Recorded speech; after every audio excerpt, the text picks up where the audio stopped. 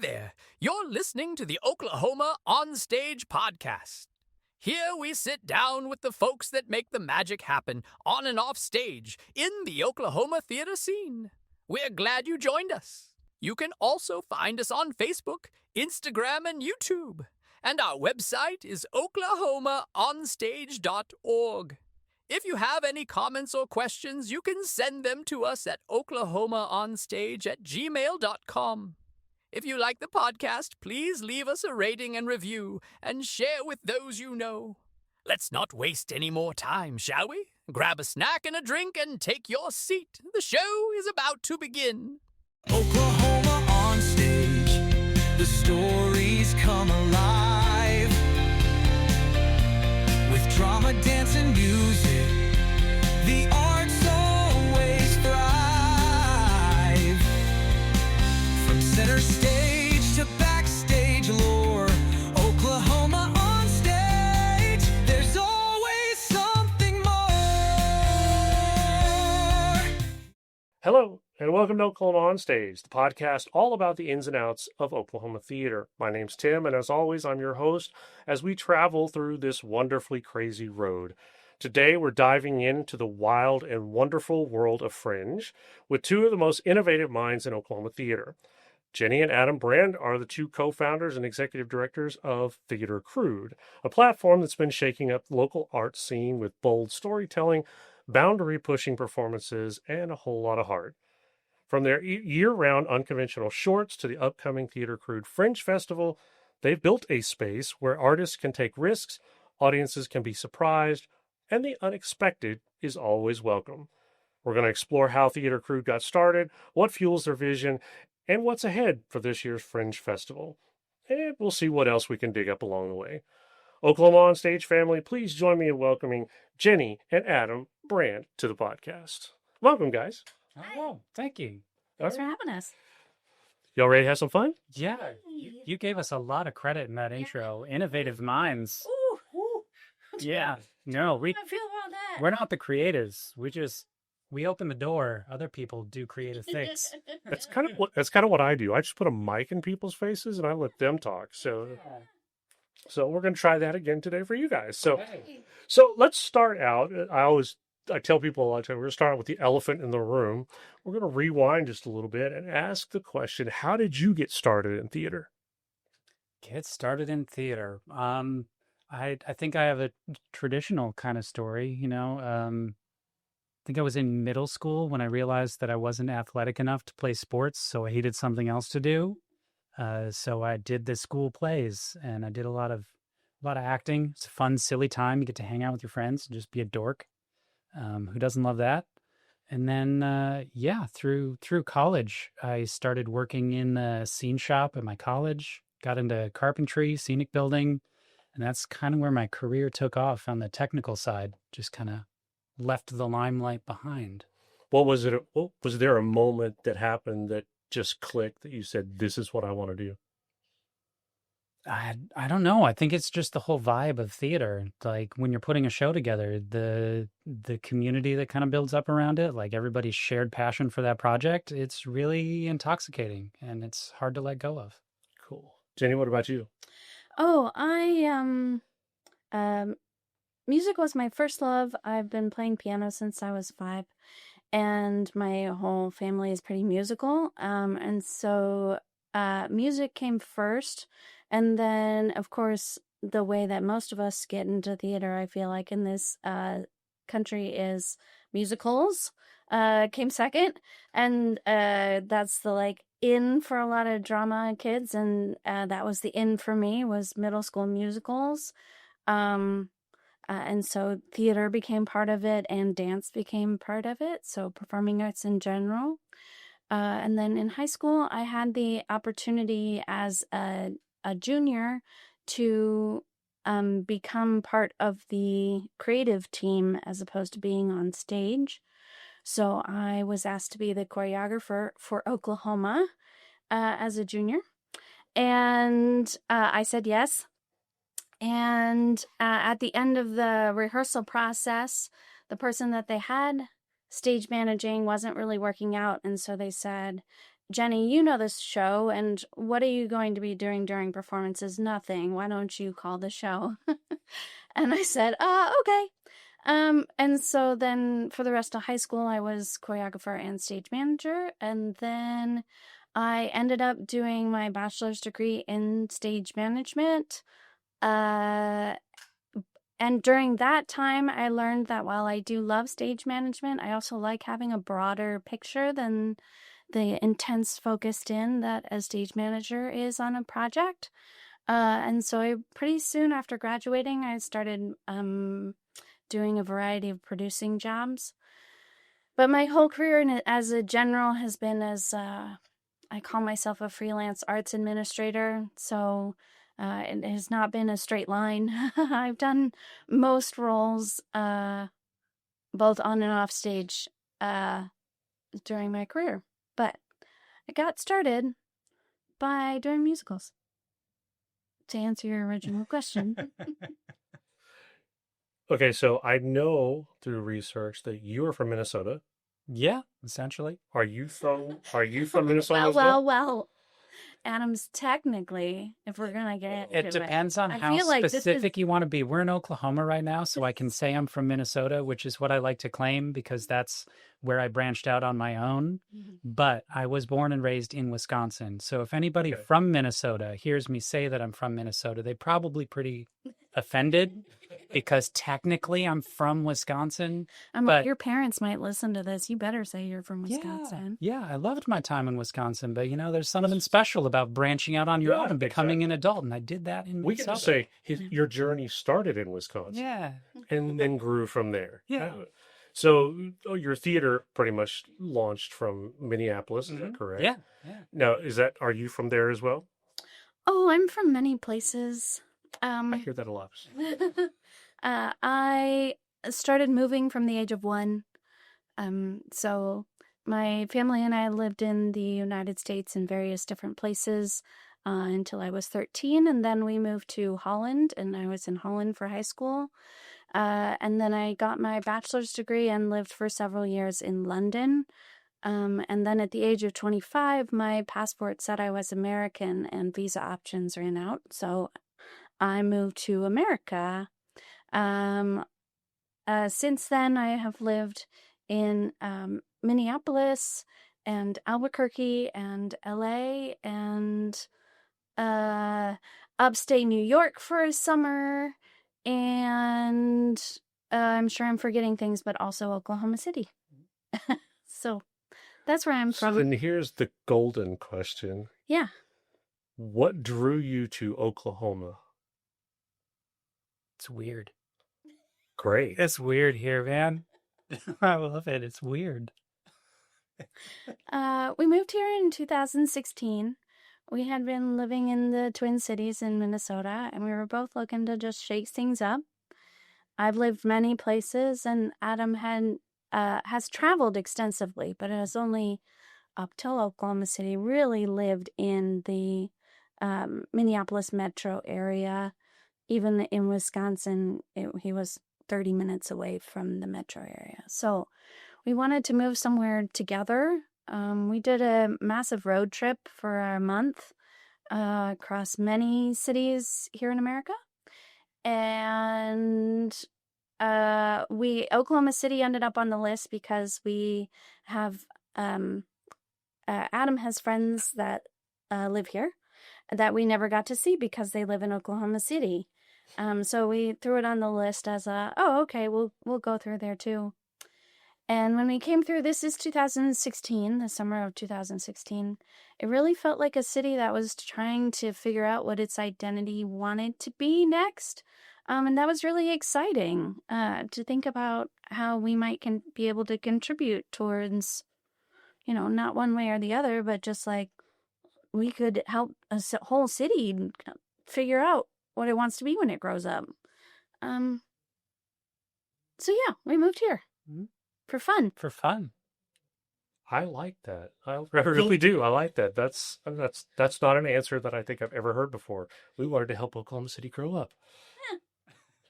Of course, you usually don't hear that in theater, but yeah. So okay, cool. Yeah.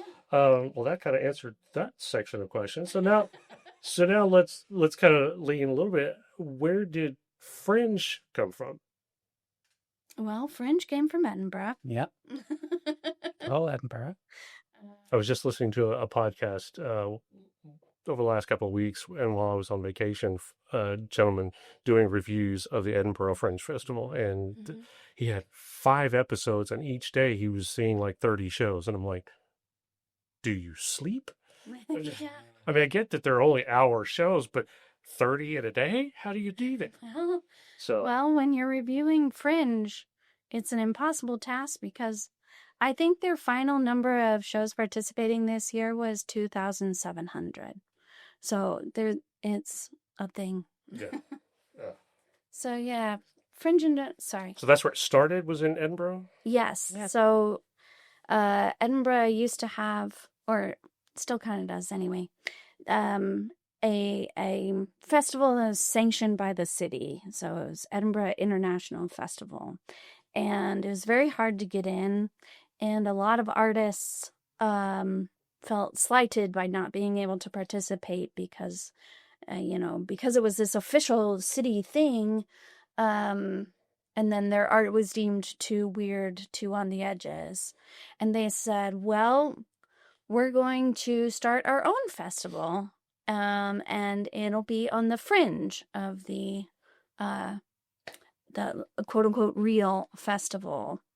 And then, of course, the Fringe Festival took off like crazy and became the real festival in town, and is now the massiveness that it is. So it brings in over $1 billion, £1 billion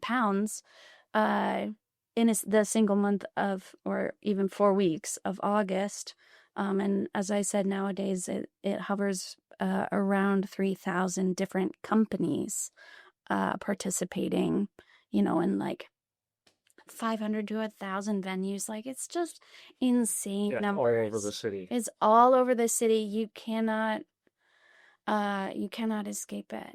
But that's where it came from. That's where Fringe came from. And nowadays, most major cities have a Fringe. So how did you get involved with Fringe? My first experience was when I was living in Minneapolis. I worked as a technician at Minnesota Fringe. So I got to sit at a venue and see a whole bunch of weird stuff, and I got paid for that, which was pretty cool. Yeah. Yeah. So when we moved to Oklahoma City, and we were like, what can we do to participate? What can we do to encourage just something new and different and weird? Because this place is so weird, we need to get more people to understand. I keep saying the word weird, and I hope everybody understands that. I mean that the best way possible. Those of us who are on the inside of that circle, we understand. They understand how awesome weird is. Yeah, absolutely. So, I don't remember exactly what the aha moment was. In my memory, it's just one day Jenny said to me, "What if we did a Fringe Festival?" And I went, "That sounds right." Well, that's the aha moment. So when was that? When did your Theatre Crude Fringe start? 2019? 2019. The idea came in 2018. Yeah. Took a while to get it moving. Yeah, we had the idea in 2018, and we slowly inched our ways towards like, oh, this is going to actually happen. We, technically speaking, had our first board meeting in November of 2018, but we officially incorporated in January 2019. And then we had our first festival that fall. Yeah. That's pretty cool. You don't usually see something move that fast, sir. Trust me.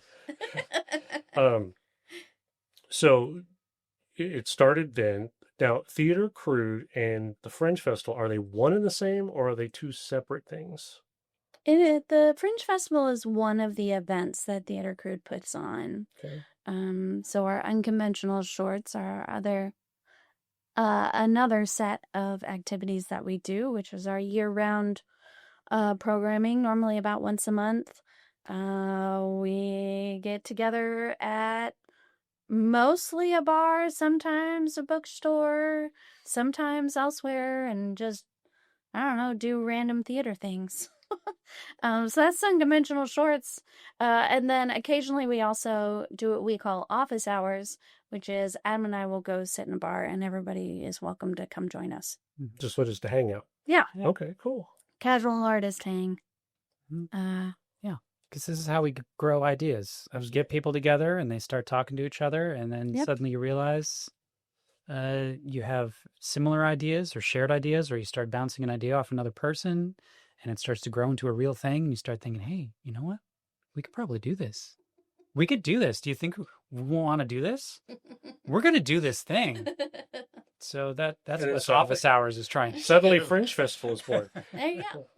Okay, so you kind of quoted this earlier, and I believe this is from your website, that Theatre Crude isn't just a festival, it's a philosophy. What does that mean? It means that we like to encourage people to do the thing that they think is just too out there. The number of times you will talk to an artist and they will say, I've got this great idea for a show, but it's just not ready yet. It's not ready for people to see it yet. I need to refine it a little bit more. I don't have the money to build the set that I want. I don't have the stage rented for me to perform it. We wanted to be able to say, you don't need any of that. We'll get you a space. Don't worry about the scenery. That can come later. Just take that raw idea out of your head, plop it in front of an audience, and see what happens. So like, no barriers to entry here. Let's just get going. Let's get that idea moving. Let's get some momentum behind it and get it growing. Yeah. That's the philosophy of Theatre Crude. Excellent. So you guys partner with local theaters to give them space to perform these. I know that last year you guys partnered with Oklahoma Shakespeare in the Park. Yeah. Some great performances there on a very small stage. But that's great for like you said, the people that don't have, a stage to put it on. They don't really know what their blocking is or whatever until they get it on there. And so that's great. However, this year is a whole lot different. You've gone from 1 to 3. Yeah. Tell me about that. Well, Yeah, we're giving it a go. we're still chewing that one around, trying to figure out if we can. Finish your thought. Otherwise, it'll seem like I'm finishing your thought for you. Okay. Yeah. Yeah. No, we're really excited about it. At least, I mean, I'm excited about the idea. I don't really think that was his thought, but You don't think so either? That's great. Hey, Well, the 3-venue thing is happening because last year we took a big step forward as a festival. Like, it was just momentum. We had 1.5 times the number of people that we normally have. And there was great artistic interest as well. This year, the artistic interest continued to grow. So we got 1/3 more applicants than we normally do, or I should say than we ever have gotten before. And it really became clear that this year should be the year for us to take the leap into multi-venue, which is a characteristic that is common amongst many, not all, but many Fringe festivals, is that it attempts to grow, to take over the whole town. And the multi-venue is a step to do that. So yeah, this year we're in 3 different venues. Only one is an approximation of a traditional theater space. Third act is produces their own work. They are in the shops at North Park, so they're there is a stage. There is theatrical lighting. and they have new chairs. They have new constructed a chairs. proscenium stage Yes. inside of a bar, Yes. which That kind of The fits vibes the with whole it. Fringe thing. The other 2 venues, Theatre Crude is transforming them into spaces that are theatrical spaces. So the Daily, in its daily life, is a co-working space, and before that, it was a bank. And so essentially, we're in the lobby of a bank, and that's gonna be fun. And then the 4801 is a makerspace event space, but in its previous life, it was a house. So we're essentially in the living room of a house, which is also just like utterly fascinating to Adam and I, who really love the reality that theater can happen anywhere, and being able to fit an audience of 10 to 20 in a living room to experience art that's happening like not feet away from you, but inches away from you, should be just an incredible experience for both artists and audience. So, multi-venue. So how big is that living room? Oh, like a living room. Living room size. Wow. Okay. So how many do you think you're going to seat in there? At the moment, max 20. When we move in late September, we'll be able to see for certain whether I can bump that number up any. But at the moment, max 20. You're going to find places to like hang them on the wall. And... Standing room only. Hey, yeah. Yeah. Okay. So we talked a little bit about this a minute ago. How did the unconventional shorts come about? Sure. That was through conversations with friends of ours, Emily and David. Yeah. Now they're the movers and shakers of OKC Rep. Yeah. You may have heard of them. You may have heard of them. Do my hair flip? Yeah, we know people. They're pretty cool. But we were trying to figure out ways to get people involved more year round, since the Fringe Festival is kind of like, as much as we want it to be a low stakes, no barriers kind of thing, you still do need to create a full production that's at least like 40 minutes in runtime, up to an hour. You have to like gather actors. So there's still a bit of work involved in getting involved in the Fringe Festival. So it's like, how can we bring it down even lower, get people even more excited about just doing something with no stakes, short time frame.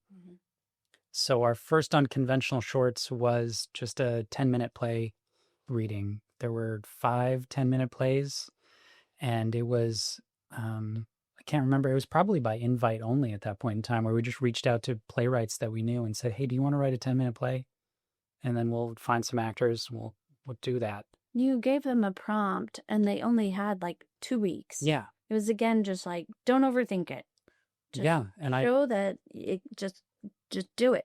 Yeah, and that first time, it was the play was presented to the people who were going to read it probably the day before we actually performed it in front of an audience. So the playwrights had no time to do any kind of rewrites either. It's like, this is what you've written, and this is what people are going to see. Yeah, and like, let's just hear it. Low stakes. Just get it up. Yeah, and that one went pretty well.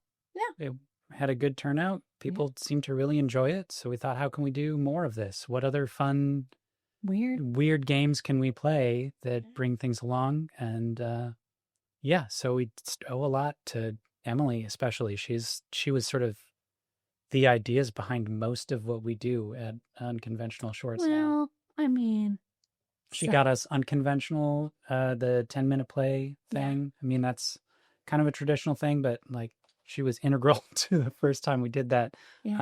Exquisite Corpse, the monologue roulette that we do, those all came right out of Emily's head. Out of the dome. Yeah, nowadays we do, well, this last year we did 5 different unconventional shorts. And they were great. Oh, I thought you were going to go list them. I was like, no. I've already mentioned 3 of them: the 10-minute plays, the monologue roulette, the Exquisite Corpse. 5/5. Yeah, that's a thing that we've stolen. A lot of Fringe festivals around the country do the 5/5 thing, so we kind of borrowed that from previous existing. And then we do live play D&D because that's fun for me. I enjoy being a DM, and if I can do it in front of an audience and get people to donate us money to just mess with people, that is great. I think it's so cool that D&D has made a resurgence with the modern, Oklahoma theater scene. I played D&D back in the 80s while I was a kid, before y'all were born. But and it has definitely changed. I sat and watched around here not too long ago, and I was like, okay, that's nothing like what I did back then. I mean, it's still role play, so it's there's the basics are the same. But I don't. No, 5th edition is a little different than the first or second. Yeah, I was both first and second. So So talk about, you mentioned just a second ago about the 5/5. What is that? That's where we take a popular movie, chop it up into 5 parts, give each part to a different group of performers, and ask them to interpret that fifth of the movie in any way they like, without the knowledge of what anybody else is doing. And then on the night of the event, we present it in film order for the first time and only time, really. Yeah. And it just turns into a crazy evening. Yeah. It's great fun. Yeah, the first year we did it, we did Twister. Yeah. It felt very appropriate. Yeah. It was a lot of fun. But yeah, that's one where like we started out where the first group was just sort of doing this. They spoke the subtext of the scenes. Mm-hmm. You know, like the beginning of an action movie is really just exposition saying, hey, this is what this action movie is going to be about. You know, stick around, guys. Some really cool stuff's going to happen. You're going to see explosions. You're going to see trucks flying through the air. But we got to get through like the reason why this is all happening. So that group, they just spoke the subtext, which was great. And then it just slowly evolved into weirder and weirder things where More and more abstract. more and more abstract. Yeah. That's right. Because then the part of the movie where the two sister tornadoes are like flipping around and the cow flies through the air, they just interpreted that as two luchadors who like were greased up and like started playing Twister. Yeah. So that was their Yeah. part of the movie. And then that Yeah. morphed into the musical, Yes. Twister the musical, where they sang about corn and beef. And, Yeah. They had an amazing performer in like a tornado bodysuit with heels, and it just was like commanding the presence as a tornado should be. It's fantastic. Which, And then part 4 was just Rob super Sturma. calm, chill vibes with It was, Rob Sturma doing some poetry. Yeah, poetry. He wrote a poem. And he is a slam poet and just like great performer. So it was just him talking into a mic, but like spot on. Yeah. Beautiful. Earth is a mother. You don't mess with her home. Yeah. Oh, so good. And then the 5th part, the ending, Perpetual Motion Dance, which if you're not familiar with their work, you should be. They're great. Yeah. They do contemporary, modern, and aerial work, although where we were was this piece they didn't use the aerials. They didn't do aerial work, but they started us out just emotionally like punched to the chest right away. They played the tornado warning radio signals, so that just like high pitched. And then this is emergency broadcast of this, please, and the room just went dead silent, and everybody, you could feel the goosebumps just like crawling up people. And then they did it's hard to call it a dance, but it was like interpretive movement piece to this soundtrack, and it was incredible. And then that was Twister. 5 minutes of Twister. Yeah. So the next time you're watching Twister and they get to the F5 at the end that they're like chasing down, and Carrie Elwes gets like the pole through his chest for no reason, and they're like strapped in, the tornado's zipping around, and Dorothy finally works. Yeah. Just imagine the actual radio signal going off and just a whole bunch of dancers picking each other up and spinning around and like lifting tables up into the air. So cool. Wow. Yeah. It was really good. So that's 5 minutes. Okay. So the second year we did Back to the Future, and then this year we did The Shining. Yeah. We look forward to many more fun interpretations of popular movies. Yeah. It's always a good time. And you do this once a year? Once a year. Okay. All right. So, looking back at your website, you said that you're not looking for the best of the best, but the most passionate of the passionate. Mm-hmm. Can you unpack that a little bit? It's all right there on the page, really. I don't know which one from us, Tim. Yeah, No. we are a technically juried festival. A lot of fringe festivals like to go the lottery route because they don't want any sort of like bias placed on the art form. They just want to say, if you want to do something, throw your name in the hat. We'll see what comes out. Us being a smaller market, we wanted to have a little bit more control over the variety. Right. So we wanted to be sure that we were getting the broadest range of theater possible in our Fringe Festival. Yeah. So that's what we mean by when we're jurying things. We're not taking the applications and judging them on, like, this is the most refined idea. This comes from the highest caliber of performers, and this is a writer with provenance or anything like Right. that. No. We're just saying, is this something that we can't see anywhere else? Do you appear to really care about this? Is this something you really want to do? And then if those things click, if it's weird, we haven't seen it before, it seems unusual and interesting, and you seem passionate about it, it's like, come on and play. Yeah. Come on and play. I like that. Well, does it always have to be something that you've never seen before, or? Well, it's all about variety. So it's not that more traditional work cannot be part of the festival.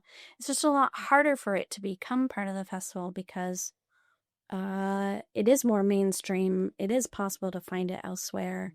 And so we certainly do not exclude more traditional work. It's just when looking for the widest variety possible, that's unfortunately the category that sometimes gets less represented simply because we're looking for the most unconventional, the most untraditional. But one can certainly find recognizable as theater pieces. Carpenter Square, Jewel Box, Third Act, they all do great work all year round. And so we don't need to do what they're doing. Yeah. Now, what you're seeing at your festival, are these all original works, or? For the most part, they tend to be original work. The odds of you recognizing the title of a piece are pretty slim. But it does not preclude, again, it doesn't, we're not anti named works that have been already produced. It's just when you're trying to be the most original, it's easier to do that if it's coming straight from your dome instead of somebody else's. But there's a great deal of adaptations that come through, and named works can certainly crop up here every once in a while. Yeah. Okay. Is there a moment from any past festival that still gives you goosebumps? Yeah. Mm-hmm. Every single one. Can you narrow it down? What do you want to hear about? Yeah. Is there one specifically that stands out to you for certain reason? There are many more than one. I mean, I get that you're the parent and you don't want to rate one kid over the other, but I mean that as well. But no, I'm just trying to figure out which story do I want to tell. Mm-hmm. Do you know which story you want to tell? I mean, my go-to story is that first year when I was completely surprised. Had a coworker. How many details do I get to go into? This isn't like sorry. My other career is a nurse, so a lot of times I have to censor what I'm saying because HIPAA rules are very important. So I like to speak and tell my stories very vaguely. Like, I had a patient one time that had this thing that kind of did this weird other thing. So then I did this, and man, if you could have been there. And I found myself slipping into that just now when I realized I can't just say. Yeah, there are no HIPAA laws here, so you're good to go. I can't just be, I worked at Lyric Theater in their scene shop back in the day, back in 2019. I was working there in the scene shop and a great coworker, Jonathan. Mm-hmm. He's all momentum with no target. I love him so much. And when he approached me saying, I've got this idea for a show and it's going to be Brechtian and it's going to be off the wall and it's going to be a story about storytelling. And we're really going to look at what it is about stories that make people just so excited about hearing stories. It's like, this sounds like the most far out, off the wall thing. I don't know how you're going to pull it off, but I want to see what you can do. Yeah. And then, he got some help from Justice and Eli, and the three of them put together a piece that was so poignant that I could not believe that kind of story came from the beginning that it did, because what it ultimately ended up being, the show was called 3/4 Empty, and it was about two people in a dystopian future where art was outlawed because artists were, speaking truth to power, and you don't want, power doesn't want truth spoken, so you shut it down, you control the narrative. But all of that was so like glanced over at the beginning and in the background that you picked up on it. You knew what they were going for without them going to an in-depth lore of this is who the ruler is and this is how it happened. There was no Lord of the Rings prologue going on in his show. God bless Petey's actor. So it was just a story of somebody who had found a space in a storage warehouse somewhere. Like that was the vibe that was given off. Again, there were no details mentioned, which is what makes this show so great. So in a storage warehouse that became his personal place to escape and be able to tell stories. And he eventually works up the courage, or eventually convinces a friend of his to come to this space with him. And she's like super nervous. Like, this is full of a whole bunch of like plays. This space is full of art. Don't you know? Highly illegal. This is highly illegal stuff. And you're just, what if somebody finds you? And once they get past that trepidation and they actually start to play and just tell stories to each other, everything disappears. And we didn't care that for about 5 minutes they were doing this stupid sketch about a banana phone. So good. That one of the dumbest things I've ever seen, but I cared. And I was in that moment of two people just experiencing joy for the sake of joy. That by the end of the play, when they eventually get caught, as you knew was going to happen, because these types of plays never end well, it was the most heartbreaking thing that you've ever felt, because it was two humans that got to experience perfect joy, just telling each other stupid stories. And then they had that taken away from them. Yeah. And I, like, from pitch of, we just want to explore stories for the sake of stories, and to see how that actually came to fruition was amazing. And I will never forget that piece, and that it was there during that first year. Yeah. That's awesome. And How long was the show? it was about 50 minutes long. Yeah. Wow, Everything's an hour or less. Yeah. that's awesome. I mean, and this is what I really like about Fringe, is that it is a place as an audience member that you can go and have an adventure, because you never know really what you're going to get. Because, I mean, you can read the description in the program or on the website, and you can know the creators behind it and have, kind of a vague idea of, oh, this one will have music, or, oh, I think, it says it's a comedy. So, it's not without some sort of framework in which to put things, but there's no way of you read that description all you want. And what's even, like, there's no way of telling what you're going to get when you walk through that door and sit down. So, because most of these pieces are world premieres, like, and even, people ask Adam and I for our recommendations, and we're like, we haven't seen them. We don't know anything more than you do. Read the website. That's what we got. And it's just great because you never know when you're going to have this. I like to sell Fringe to people by saying it's $15 or less. And for $15, and it's an hour of your time at most. And for that amount of effort, you might get a story, like you will get a story out of it, at the very least. And at the most, you're going to see life-changing art that, like, changes your soul in ways you never even dreamed possible before you went into that hour. And all for, like, $15. You reminded me of a story of like how the description can betray what actually happens. In that last year, Holly McNatt and Rodney Brazil put together Bromeo and Juliet. And the description of that piece was, have you ever wondered what the actors are thinking about while they're performing a show? They presented it like it was just going to be this crazy madcap comedy. And while it did have tons of comedy in it, I don't think anybody left that show with dry eyes. Everybody bawled during that show. So good. It was so good. Like, you had no idea. You read that description, you're like, oh, this is going to be a silly little thing. I'm going to have a good time. And she just stabbed everybody right in the heart. Holly. Best way possible. How dare you make me feel things. She did it so, like, kindly, you know.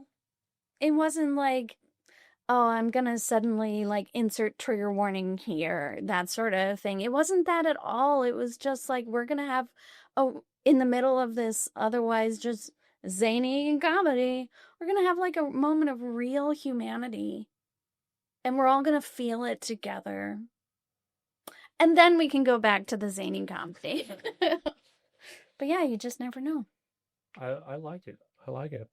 I've got friends that are involved with Fringe on last year and this year. I've got several that are bringing selections to the show, and so I'm looking forward to it. So, now, Jenny, you've also been producing with OKC Rep. Mm-hmm. How does that differ from Fringe?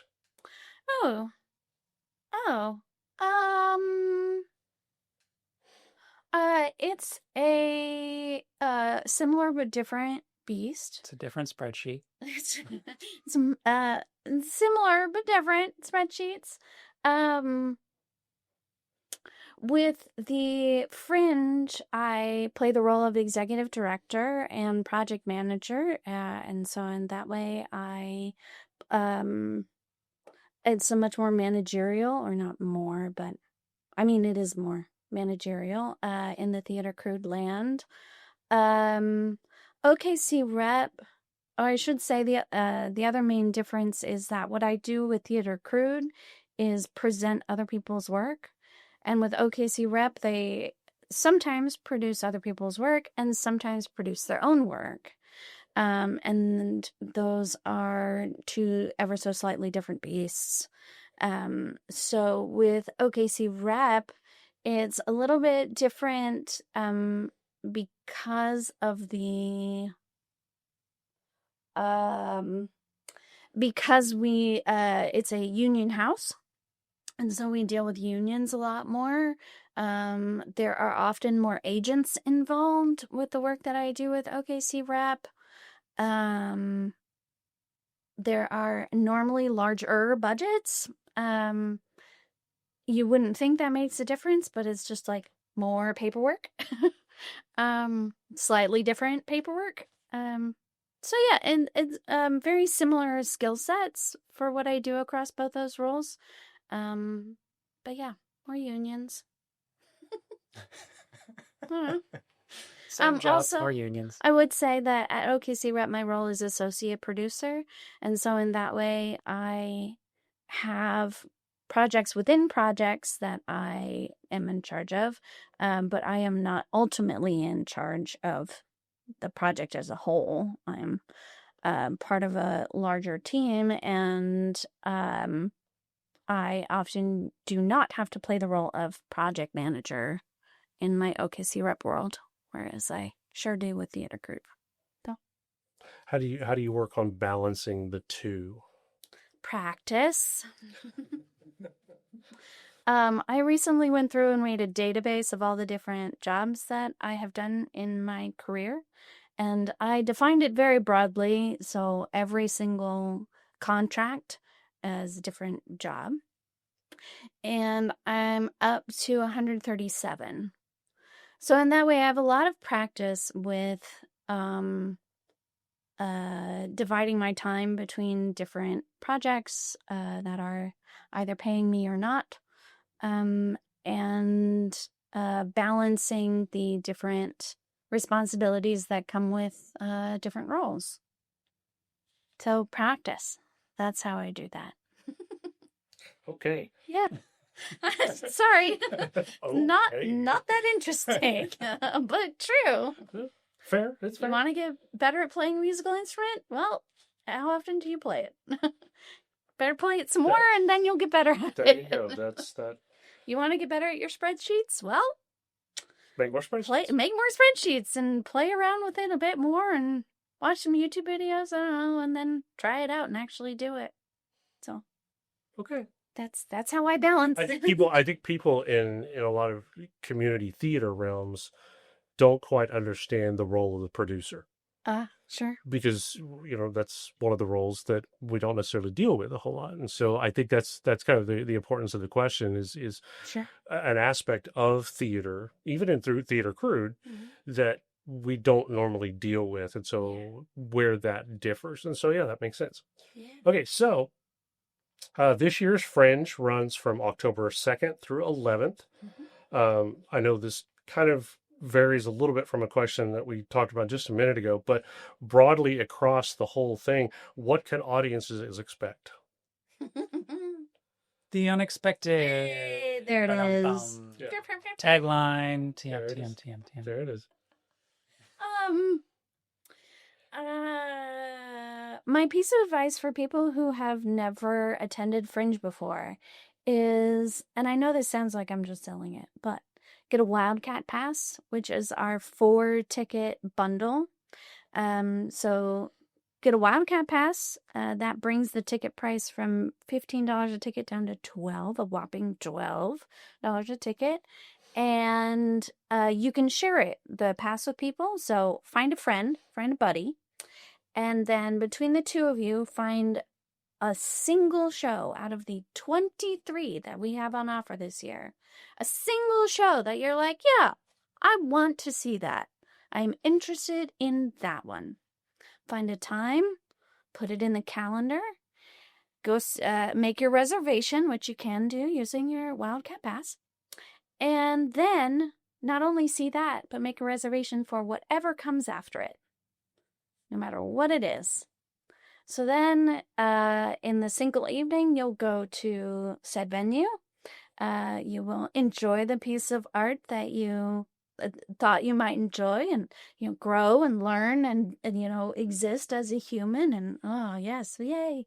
And then go chill in the lobby for about a half hour, have a drink, chat, hang out, and then go back into the exact same space and see something entirely new that you don't know what's about to happen.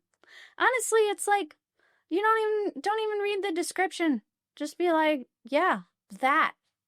I'll go see that. So that's my advice for somebody's going to title that as their show next year. Gonna go see that. So how do you go about curating the shows? Like the pitch, you talked about the jury process, but the pitch process. How do people go about pitching their works and things like that? How does all that play out? Yeah, everybody does it differently, and we have left our application open-ended on purpose, so that you have complete freedom, which is the best part of the application process. And the worst part. And the worst part, yes, because sometimes that complete freedom can be a little overwhelming, and you just want an answer, and you want to say, what do you want me to say? Just tell me what you want me to say. We say, just tell me what's on your mind. What are you passionate about? Sell me on the idea that you've got. However you can sell your idea, sell your idea. And to be clear, when a show applies, they don't have to have a script. They don't have to have a cast. They don't have to have any idea about how really they're going to make it happen. They do have to have an idea and be able to communicate it to us, and be able to show that they will be able to turn their idea into reality. So that can be like, oh, I've done this before and that's why. But it can just as easily be, I'm so passionate about this idea. There's, clearly my passion will carry me through, and that counts too. So yeah, our application is asks for some contact information, and then it just has this big open box that says proposal, and we outline in the primer that we send out beforehand that, what we're looking for, what this Fringe thing is. We set expectations. We're like, Yeah. we're not going to fully produce. Like, you're Right. guaranteed 12-foot by 14-foot space. Yeah. Whatever you want to perform with, you need to be able to take it away in your car and bring it back in your car every single day. Yeah. You get 10 minutes to load in, you get 10 minutes to load out. Yeah. And then, whatever artists want to do with that blank space that says proposal, they can do it. And or just like upload us a video or PDF or something, like whatever. We don't care. As long as you're communicating your idea well. Doesn't even have to fit in the proposal box. Yeah. We just hand all of those to a group of local arts enthusiasts, and they sift through and say, this is the one that excited me.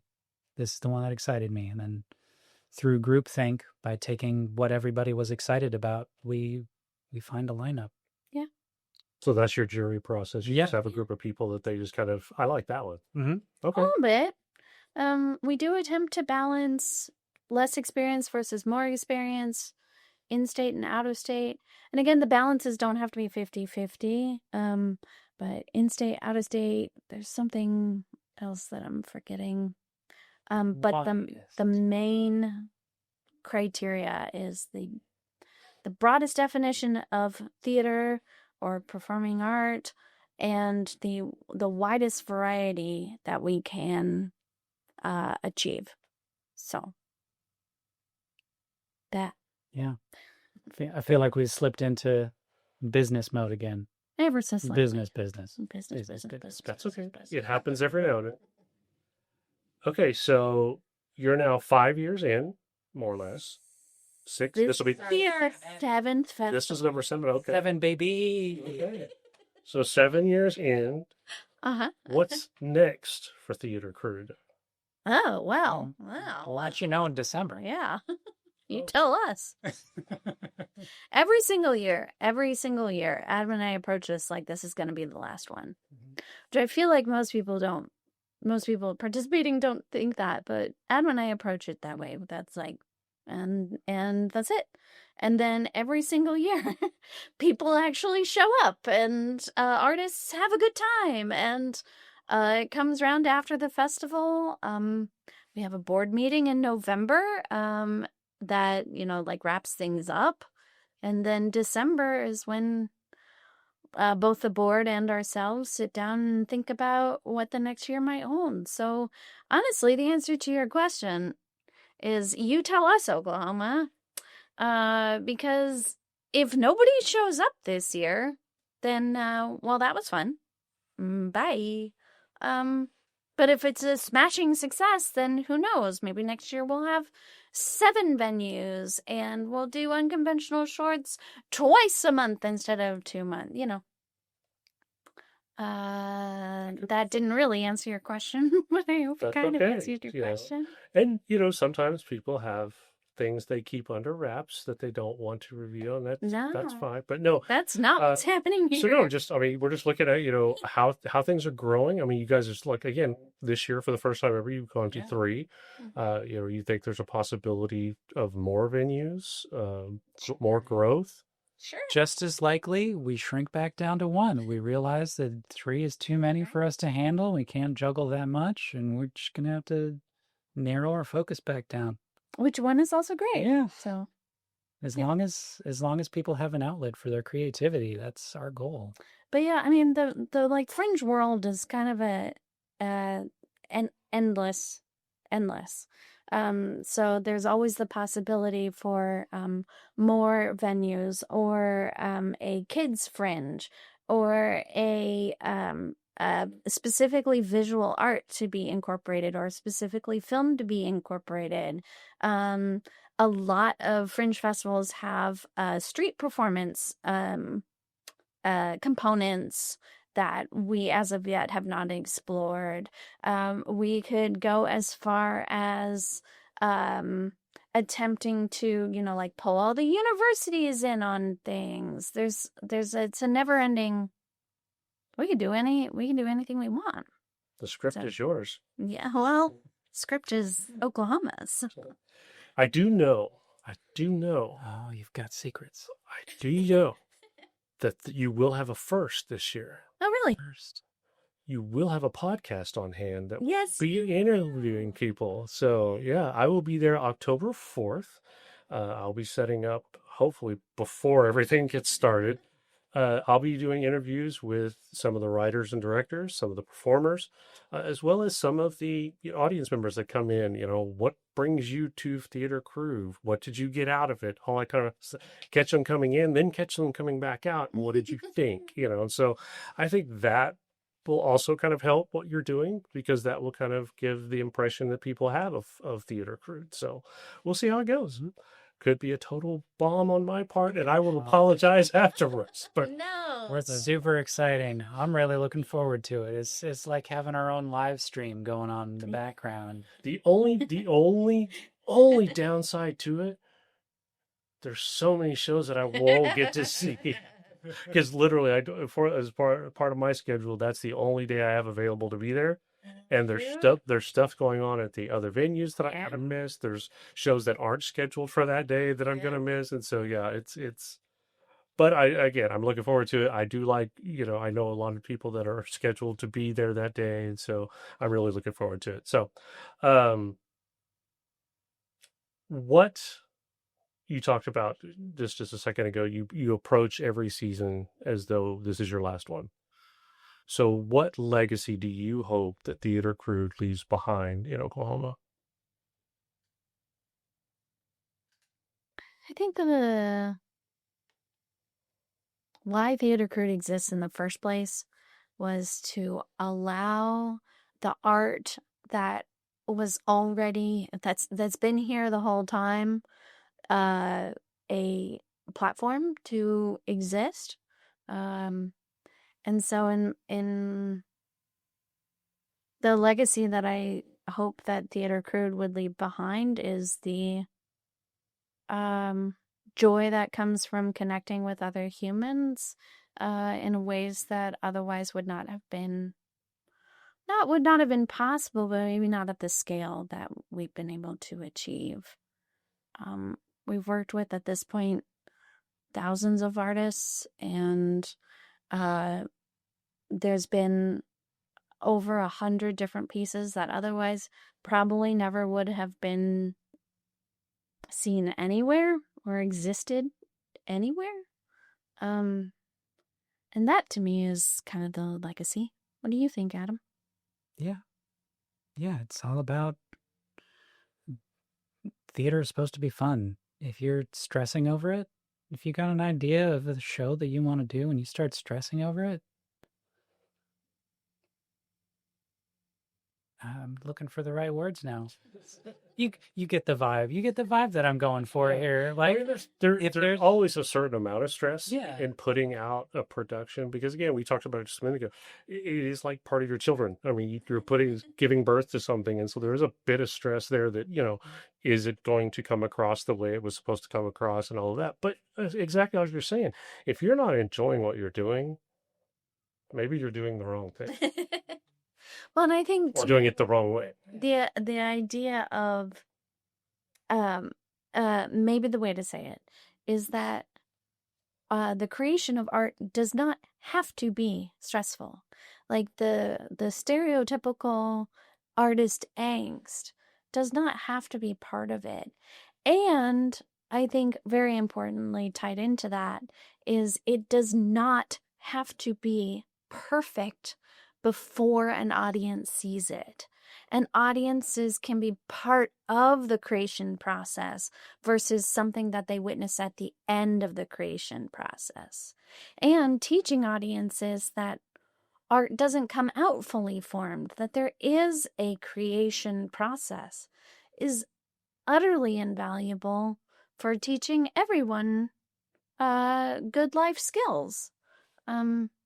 And being able to see things that are kind of rough around the edges, but you can see the passion behind it and the joy that has been brought forth from the minds of Yes, that whole concept, the rough around the edges is the thing that gives the story humanity. Yeah. When something's incredibly polished, your brain starts to turn off and say that's too perfect. That can't be real. Yeah. It's like looking at AI images. We can recognize AI images still because there's something about them just lacking. It's off. It's Just off. Oh yeah. So that's what's great about seeing a story that's got those rough edges. Like, don't be scared of the rough edges. Embrace the rough edges. That's when you know they're real. Yeah. Yeah. I like it. Okay, so we're going to wrap this up with some what we call our curveballs. We do this every episode, and I do this a lot. So, just these are kind of just fun questions, just whatever comes off the top of your head. Okay. Okay. First one: if Theatre Crude were a cocktail, what would it be? What would be in it? What would be in a Theatre Crude cocktail? Oh my gosh. I feel like Theatre Crude would be the one where the bartender just goes, what do I have? Yeah. And then grabs like 3, like a mixer and like 2 alcohols. And then without knowing what they are, mixes them together, hands them to you. And you go, you know what? Do you remember what that was? I think I'd like that again. And the bartender goes, oh God, no, I don't. And that's what Theatre Crude would be. Theatre Crude would be. Probably had chartreuse in the hum. Just kidding. Who knew chartreuse? Chartreuse and a whiskey? What? What? That That's shouldn't be good. good. What is happening? It's kind of brown and purple. Obviously, this is an inside joke, so I'm going to No. sweet it there. I mean, it's not. We're just chatting. Just making it up Off as the you go. dome. There you go. All right. Curveball. Dodged. So you've been Hit me with your best shot. You've been Tim. famous through this whole thing about using the word weird. Weird. So what's the weirdest thing in tech rehearsal that has ever happened that you've survived? In Theatre Crude or in life? What's like period? Any of it. Period. Well, I know a good story for Okay. you. For me? Yeah. Don't know. Okay, for me, but I team me up, Jenny. do What you know got? what for me? Good luck. No, I was gonna say you could tell a story about the Sudan, Boys of Sudan. Oh, Boys of Sudan. Yeah. Yeah. That was the show where the going into tech rehearsal, it did the final This is at Children's Theater in Minneapolis, Yeah. Yeah. which is a large equity house. Yeah, so it's a brand new show called The Lost Boys of the Sudan, about Sudanese refugees being transplanted to Minnesota. So it's culture shift, but refugees, the Lutherans come and pick them up and they're like, hey, you can stay here because that's what we do. Lutherans take refugees and they take them to Minnesota. You make it sound like you're like, Aren't you? Steal. Haven't you ever been to Minnesota? It's just a bunch of Lutherans That's it. and they're refugees. I hope that's not insensitive. I mean, it comes across a little bit like it, but I'm really glad you said something because I don't think that was your intention. That's not the goal. Boys of Sudan. Boys of Sudan, new show. It had gotten all the way through the rehearsal process and it was just about to go into tech rehearsals when it was performed all the way through for the entire crew design team to see this last run so that we're all prepared for this is what it's going to be when we go into tech rehearsals, so the designers can have a good idea of what kind of lighting cues they want to do, where they're going to put their sound cues. Crew can understand this is where I need to be for this moment, and just start working that around before tech happens. Got to the end of that run and the director just went, no, this show doesn't work. This show does not work. Take it back to formula. Scrap everything. Get the playwright in here. Playwright comes in and is doing rewrites all throughout tech. We're doing it one scene at a time with this playwright going, oh, you want this scene to be different somehow? Okay, here's new pages. Actors are learning new lines during tech while lighting is being programmed over top of it. And it was built piecemeal, like some sort of Lego set, where the director is just like, yes, we're going to do this, and pulling out the green blocks and putting them on the orange blocks. That's the thing that we want.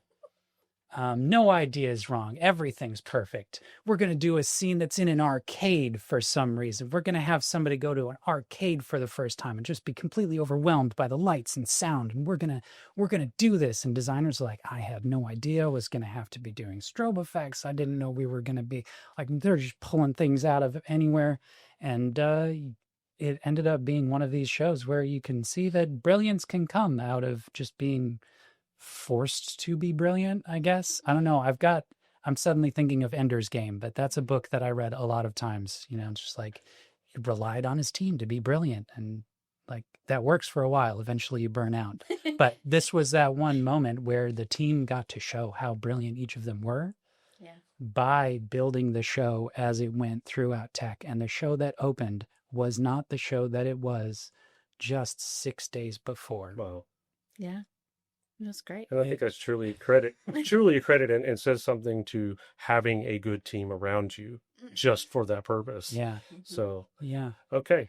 What is one show you'd never produce, but you secretly want to?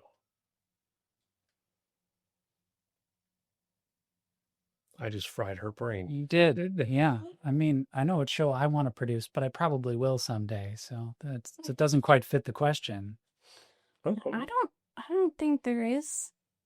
I don't think I have any on my list that I'm like, no, never. Okay, so let's stretch that in a different direction. Okay. If you had the opportunity to produce any show, unlimited budget, what would it be? Wow. I don't know. I've been really jonesing for Singing in the Rain, which just sounds like the most, not the best answer, but that's what's coming to the mind is, it's just so good. Yeah. As I say, the heart wants what the heart wants. So, I mean, I was going to say, I also really do love Thoroughly Modern Millie, but the whole, like, the way Chinese people are represented throughout and, like, integral to the piece, it's like, oh, I don't want to. No, please. So maybe that, if somebody could, adapt it. Yeah, adapt it, I think is the right word. To give the same, like, To objectify a different fun. things. No. But the same level of just like fun and joy and but also drama and yay, without it having to be built around racism. That would be great. Let's do that. Sure. You can attempt to do the Peter Pan rewrite where they're like, oh, Thank you. the I pride. don't want a Peter Pan again. I've already Peter Pan multiple times. I'm done. I'm good. Thank you. Okay. Did you have one in mind, Adam? I mean, the boring answer that I have is Underneath the Lintel. Oh, yeah. But that just tips the hand of how much I enjoy stories that are about broader humanity by telling a very specific story. Mm-hmm. That's my jam. Like, if you can tell me a really specific story that, when taken as a whole, makes you just open your mind to what it means to be human, I go nuts for that. But the fun answer is Smoke and Mirrors. I would get Taylor. Yeah. Yes. To write the second half, Yeah. fully produce that thing. Yeah, that would be super. Smoke and Mirrors, for those who don't know, was in our festival last year. It is a show written by Emily Atherton. Sci-fi rock opera. And So cool. Taylor Atherton. Taylor Atherton. And yeah, big ideas. Sci-fi rock opera. And you said it was written by who? Emily Atherton and Taylor Atherton. Shout out. Pay attention. We want you to write that. Yeah, Finish it. get us the second act. It was presented as part of the festival this last year, and it was holy bananas. They took the whole bowl of spaghetti and threw it on the wall, and they were just trying all the things. and audiences were there for it. It was fun. I mean, you want to talk about embracing the rough edges. That show had so many ideas, and it loved all of those ideas. It was set in the future. It was set in space. There was magic. There was a involved. circus. Yeah, There was a circus. The main character's journey was launched because his dad was an awesome magician who knew the secrets of time travel. Yeah, that's right. And disappeared into time. So then he had to go looking for his dad through time. Yeah. I could see that. I could see that playing into a series, like a television series. Absolutely. I would think that would be really cool. So, all right, last question. If you could fringify, if that's a word, if you could fringify any classic play, what would you do to it? Which one, or how would you do it? Man, would that be an interesting Fringe show if you took Thoroughly Modern Millie and removed all the racism from it? What would you end up with? Like, how much of that show would be left? Would it just be a bunch of people like raspberries? You'd just get the parts where it's rich people hanging out doing rich people things and nothing else? Nothing else. Yeah, close. What would that show become? That's a good question. I don't know. Yeah, I mean, that's an idea. Find a nice classic show that has a whole lot of problematic parts. Just remove all of them and see what you're left with. It's probably about 30 minutes worth of material. Yeah, it's probably about 30 minutes. Because, like, Thoroughly Modern Italy has a whole truckload of racism. The entire... sexism on top of the racism. Yeah. So, like, what you gonna do? Julie Andrews. But I don't know what. I do really love physical theater, and I feel like here in Oklahoma we have good theater represented and good dance represented, and occasionally like bordering on like dance theater in there. But to me, physical theater is taking the movements of everyday life and then augmenting them until they become a sort of physicality, language in and of themselves, which is hard to convey over a audio podcast, but that's what that is. And I feel like I don't see a lot of it here, and I would love to see more. So to me, that's what I would do is choose a relatively simple story and then run it through a physical theater lens. We'll go with that. Yeah. That sounds pretty cool. I like that. That could be a good show. I'd work on that. Yeah. Thank you. All right, guys. Thanks. I appreciate it. If people want to get in touch with you, want to work with you or whatever, how do they find Theatre Crude? Yeah, so we're theatrecrude.org is our website. Theater is spelled the fancy way, R-E, and crude like the oil, so C-R-U-D-E, so theatrecrude.org. We're also open to emails, theatrecrude@gmail.com.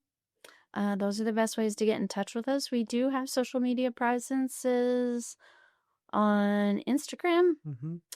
Instagram, Facebook right now. And Facebook right now. But honestly, join our mailing list. Go to the website. There'll be a place to sign up, and you'll get all the same information as if you were following us on social media without having to interact with social media, which is my preference. So that, I keep saying that, and that is not my catchphrase, but it is how I decided to end most of my sentences. Yep. Okay, so Fringe Festival, October 2nd through the 11th. Schedule and tickets. How do people find that? Website's the best place to go. The theatrecrude.org on the main page, you'll find all of the lineup. You can click and explore from there. The schedule is also linked on the main page, but it's theatrecrude.org/schedule. Venue information you can find there. A link to the ticketing portal. We offer individual tickets, so if you just want to go see one show one time, $15 plus tax. because thanks, Oklahoma. We also offer that Wildcat Pass that I was talking about, and our final offering is an unlimited pass, which is a great steal of a deal. It's $150 plus tax, and you can go see everything at the festival multiple times if you want. You can't share it between friends, obviously, but you and a friend each want to get one, you could go see all 23 shows as many times as your heart desired throughout the 10 days. Yeah, I like to add the caveat. It's not as many times as your heart desires. It's as many times as you physically can. Given that we have 3 venues this year, it is impossible to see everything as many times as they are performed unless you learn how to break space-time. True.